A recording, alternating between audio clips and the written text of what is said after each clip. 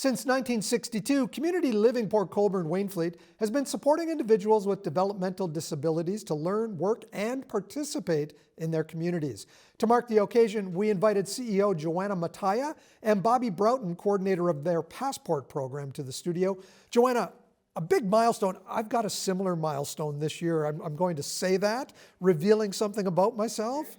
It might be the exact same milestone this year, but it is a big one. It is. 60 years. That's great. How do you celebrate 60 years? Well, it's a diamond, so we really want Community Living Port Colborne-Wainfleet to sparkle. And that's been our goal for the last 5-6 months. When I came on board in September and started, we wanted to be able to celebrate 60 years for the community, for the persons we support and their families, and let everybody know all the great things that are happening.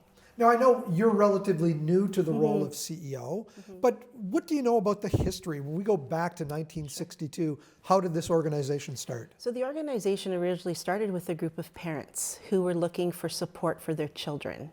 And they opened up a program in what is in DeWitt Carter School, which I believe is still there today. From there, it grew into a larger program beyond children and youth. And today we have 10 buildings, residential buildings, where we have persons supported. We support 48 individuals in those 10 group living homes that are spread out throughout Port Colborne and on the border of Ridgeway, as well as children and youth programs and supported independent living. So we really are, extending our reach into the community. It sounds like the beginning was a real grassroots kind of process. Totally a group of parents that came together that formed their own organization, their own committees to bring a voice to the table for their children. Bobbie, you're in charge of one of the programs, the Passport program. Can you tell me a little bit about that? Sure. Our Passport program, we're just getting it up and running. We did a little bit with Passport, but now my coordinator position is new. We're going to have monthly events that we're offering to people in the community to access, be involved in the community, basically. Throughout, we're going to have bus trips to Toronto, and we do group activities as well as one-on-one, whatever suits the individual. So yeah, it's something that we're excited about to promote, and it's growing. So, Passport program is for adults, correct? Yes, it is primarily for adults, and then we also have special services at home, which is a slightly different program, but it's more geared towards children. And Passports is primarily for adults in our community, yes. When I look at the independent living aspect of this, what are some of the supports that Community Living offers? So as Bobbie said, there is Passport available for those individuals who want to go out and integrate into the community, just like you and I, go to a Riverlines game or go to a Blue Jays game or go bowling. That's an available opportunity, as well as getting involved in our local recreational programs like the YMCA, for example. Yeah, and Passport, if I could just jump in, they would have to apply for Passport funding, so they could contact us at info@clpcw.com to get more information on applying for the funding. Joanna, funding. Let's talk a little bit about funding. How is Community Living funded, and do you have any fundraising operations coming up in the near future? So we are funded through the Ministry of Children and Community Social Services envelope. Our programs are fully funded for our adults. Our children and youth are not. So a lot of the fundraising that we do in-house and outward facing is for our children and youth. Currently, we do have a fundraiser.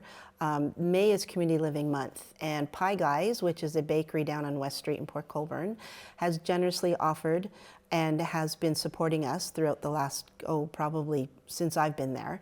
And so what they're doing is they're selling cookies, and for every $5, every package of cookies that they sell, $5 is coming back to us to support our children and youth programs. Supporters can also donate online? Absolutely. As Bobbie said, info@clpcw.com is a place for those individuals, or to go on our website and call us directly, and we can take that over the phone.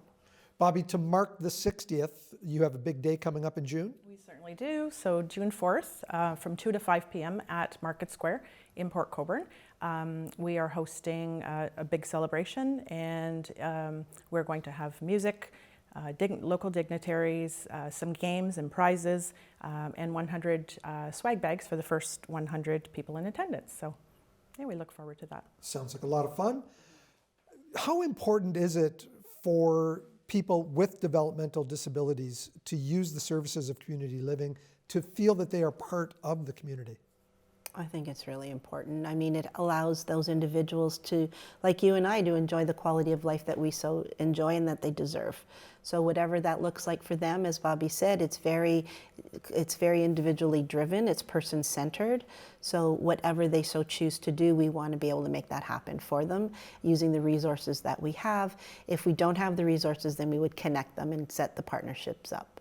Bobbie, is advocacy for people with developmental disabilities part of the process here with community living? 100%. Yeah, that's what we do. Primarily, our primary roles, starting from the top, from Joanna, myself, support workers, all of our coordinators and managers highly advocate for the people that we support. We also have a group of individuals, a committee called People Helping People Achieve, that's led by a number of individuals, some of which who are supported through our organization. And that group, it really entails those individuals that are in the community or in our group living spaces, and they bring the voice to the table. Their rights, what their concerns are, how we can do better, and that meets regularly. We have a lead staff member that helps to coordinate that, and that information comes forward to our board every month. Has it been difficult, Bobbie, during COVID to continue offering the level of service? Absolutely, yes. We were unable to meet in person, so that group that Joanna speaks of had to meet virtually, so that was a little difficult for all of them. I know they're excited to be meeting in person again for the last couple of months. So yes, COVID made it very difficult for all the people that we support. They weren't getting out and about into the community like they like to and expect to, like the rest of us, so yeah. And our staff have been fantastic. They've endured through COVID. They have, been resilient. Many times, as you can appreciate, that we've been short-staffed, and staff have stepped up. We can't say enough about the great staff. We're 156 staff strong, and everybody every day has committed continuously. And this month we want to help support and celebrate, so we have a few events planned just for the staff to appreciate them. Have you welcomed back volunteers as well? We're starting to. It's a slow process, though. We want to do it right, so we're taking our time. Joanna, Bobbie, thank you so much for joining me today. And the date again for the 60th anniversary? June 4th, from 2 to 5 at Market Square in Port Colborne. Thank you so much. Great. Thank Thank you.